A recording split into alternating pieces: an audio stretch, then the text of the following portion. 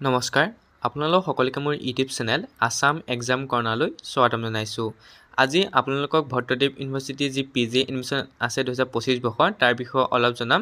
2024 বৰ্ষত যিখন আপোনালোকৰ প্ৰস্পেক্টাছ আছিল তাৰ ওপৰত ভিত্তি কৰি আপোনালোকক তথ্যখিনি জনাম যাতে 25 বৰ্ষৰ যি এডমিশ্যন হ'ব সেইখিনি কথা আপোনালোকে জানিব পাৰিব।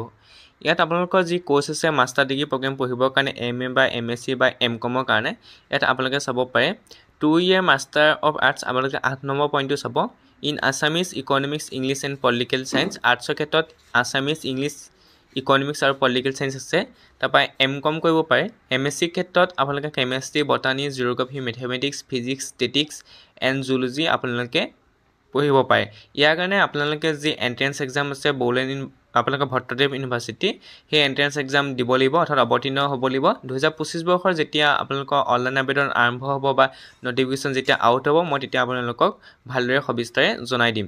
এতিয়া আপোনালোকে যদি চাই আপোনালোকৰ MSc বা MA বা MCOMৰ যিখিনি গাইডলাইন আছে বা যিখিনি ফিজ ষ্ট্ৰাকচাৰ আছে বা চিট কেপাচিটি আছে বা এলিজিবিলিটি আছে সেইখিনি মই আপোনালোকক এবাৰ জনাই দিছোঁ কি ক্ৰাইটেৰিয়া আছে যাতে আপোনালোকে 2025 বৰ্ষৰ নটিফিকেশ্যন অহা মাত্ৰকে এপ্লাই কৰিব পাৰে। সেইকাৰণে আপোনালোকে এইখিনি চোৱাটো প্ৰয়োজন। তেতিয়াহে আপোনালোকে যেতিয়া নটিফিকেশ্যন আহিব তেতিয়া লগালগ গম পাই যাব। ইয়াত আপোনালোকে চাব প্ৰগ্ৰেম অফাৰখিনি মই এতিয়া কৈছোঁৱেই। ইয়াত আপোনালোকৰ এলিজিবিলিটি ক্ৰাইটেৰিয়াটো চাব। Bachelor degree with honours major in the corresponding discipline from a recognised university with at least 50% marks in relevant subject provided candidate. অৰ্থাৎ আপোনালোকৰ 50% মাৰ্কছ লাগিব আৰু ৰিলেক্সেশ্যনটো থাকিব SC ST OBC কাৰণে 5%।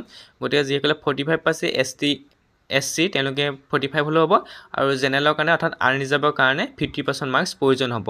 গতিকে আপোনালোকে ছাবজেক্ট যেটা চাব আৰু যিকেইটা ছাবজেক্টৰ কাৰণে আপুনি পষ্ট গ্ৰেজুৱেট এণ্ট্ৰেন্স দিব সেইকেইটা ৰিলেভেণ্ট হ'ব লাগিব অৰ্থাৎ সেইটো ফিল্ডৰে হ'ব লাগিব। অৰ্থাৎ আপুনি গ্ৰেজুৱেশ্যন আছামিজ ল'লে আছামিজৰ দৰে হ'ব লাগিব, বটানী কৰিলে আপোনালোকে বটানীয়ে হ'ব লাগিব আপোনালোকৰ গ্ৰেজুৱেশ্যন কমপ্লিট কৰা। কিছুমান ছাবজেক্ট আছে যেনেকৈ বায়'টেকনলজি বা সেইবিলাক আপোনালোকৰ মাছ কম এইবিলাক আপোনালোকৰ যিকোনো ফিল্ডৰ হয়। গতিকে আপোনালোকে সেইখিনি এবাৰ চাই ল'ব। তাৰপৰা চিট যদি চাওঁ আমি আছামিজৰ 35টা চিট আছে, বটানী 20টা, কেমেষ্ট্ৰি 20টা চিট আছে, কম্পিউটাৰ চায়েন্সৰ চিটৰ কথা উল্লেখ কৰা নাই PGত, ইকনমিক্সত 40টা চিট আছে আপোনালোকৰ, এডুকেশ্যনত আপোনালোকৰ চিটৰ কথা উল্লেখ কৰা নাই, ইংলিছত 40টা চিট আছে, জিঅ'গ্ৰাফী 30টা, হিষ্ট্ৰীত উল্লেখ কৰা নাই, মেথামেটিক্সত 40টা, মাছ কমৰটো আপোনালোকৰ উল্লেখ কৰা নাই, ফিলচফিত আছে ফিলচফিটো উল্লেখ কৰা নাই, ফিজিক্সত 20টা, পলিটিকেল চায়েন্সত 50টা, সংস্কৃততো উল্লেখ কৰা নাই চিটৰ সংখ্যা। তাৰপৰা আহি গ'ল ছ'চিয়লজিটো উল্লেখ কৰা নাই, ষ্টেটিক্সত আছে 20টা, জুলজিত 30টা, কমাৰ্চত 40 আপোনালোকৰ চিট আছে। গতিকে আপোনালোকে এইকেইটা চিট চাব পাৰে। এই চিটৰ আপোনালোকৰ ৰিজাৰ্ভেশ্যন থাকিব। আপোনালোকৰ প্ৰত্যেকটো SC হওক বা ST হওক সকলোৰে কাৰণে আপোনালোকৰ ৰিজাৰ্ভেশ্যন থাকিব। গতিকে ৰিজাৰ্ভেশ্যন পলিচিও আপোনালোকৰ এপ্লাই হ'ব। ৰিজাৰ্ভেশ্যনৰ মতেহে আপোনালোকৰ চিটকেইটা ভাগ বতৰা কৰা হ'ব। যেতিয়া 25 চনৰ যেতিয়া নটিফিকেশ্যন ওলাব তেতিয়া আপোনালোকৰ তাত সকলো কথা উল্লেখ থাকিব। তথাপিও মই আপোনালোকক প্ৰথমতে এইখিনি কথা জনাই দিছোঁ যাতে পিছত আপোনালোকে গম পাব পাৰে বা পিছত এইখিনি কথা নাজানিলেও আপোনালোকৰ হৈ যাব যেতিয়া আপোনালোকৰ 2025 বৰ্ষৰ নটিফিকেশ্যন আহিব এণ্ট্ৰেন্স এক্সামৰ কাৰণে।